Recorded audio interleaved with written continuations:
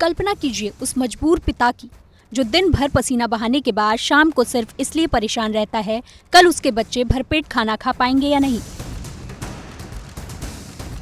एक ऐसी खबर सुनकर न केवल किसी गरीब की रूह कांप जाएगी बल्कि बड़े बड़े रईसों के भी पसीने छूट जाएंगे।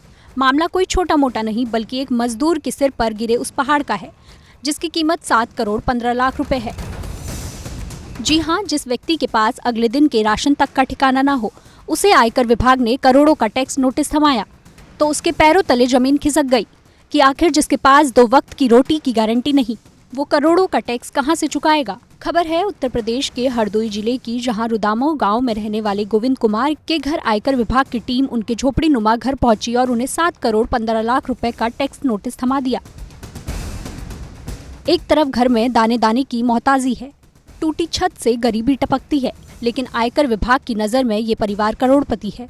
दिन भर पसीना बहाकर 2 वक्त की रोटी का इंतजाम करने वाले गोविंद के घर में इस नोटिस के बाद से चूल्हा तक नहीं जला। पत्नी सोनी देवी और बूढ़े माता पिता के आंसू थमने का नाम नहीं ले रहे।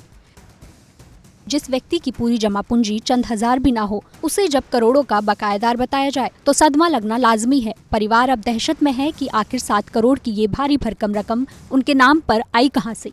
पैसे के चक्कर में मेरा रजिस्ट्रेशन कराया गया था, कानपुर में काम करने गए थे और खाता खुलाया गया था मेरा बिस्वा में, वहाँ मेरे साथ फ्रॉड हुआ है। अब मैं कप्तानी से गुहार लगाना चाहता हूँ कि मेरी मदद की जाए। अब माननीय मुख्यमंत्री योगी आदित्यनाथ जो हैं उनसे मैं गुहार लगाता हूँ कि मेरी थोड़ी मदद की जाए। इस पूरी कहानी के पीछे एक गहरी साजिश और धोखाधड़ी भी हो सकती है। दरअसल ये मामला 6 साल पहले शुरू हुआ था जब गोविंद काम की तलाश में कानपुर गया था। वहां गरीबी का फायदा उठाकर एक महिला ने उसे सरकारी मदद दिलाने का लालच दिया। मदद के नाम पर उसे सीतापुर के बिस्वा ले जाया गया जहां HDFC बैंक में उसका खाता खुलाया गया। उस वक्त गोविंद को महज 2-3 हजार रुपए देकर विदा कर दिया गया था। उसने भरोसा करके अपनी पासबुक और चेकबुक उन जालसाजों के हवाले कर दी। उसे अंदाजा भी नहीं था कि जिन कागजों पर वह अंगूठा लगा रहा है वो उसके भविष्य के लिए काल बन जाएंगे। आशंका जताई जा रही है कि जालसाजों ने गोविंद के नाम पर कोई फर्जी फर्म बनाई और उसके खाते से करोड़ों का लेन देन कर डाला। पंकज कश्यप रुदामो का रहने वाला हूँ।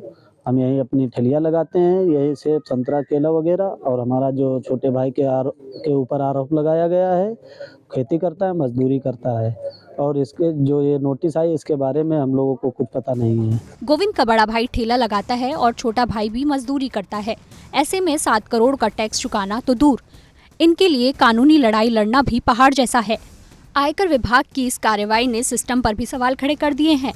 क्या बैंक और विभाग ने इतने बड़े ट्रांजैक्शन के समय असली पहचान की जांच नहीं की? फिलहाल यह पीड़ित परिवार न्याय की गुहार लगा रहा है ताकि उन असली चेहरों को बेनकाब किया जा सके जिन्होंने एक गरीब की जिंदगी दांव पर लगा दी है।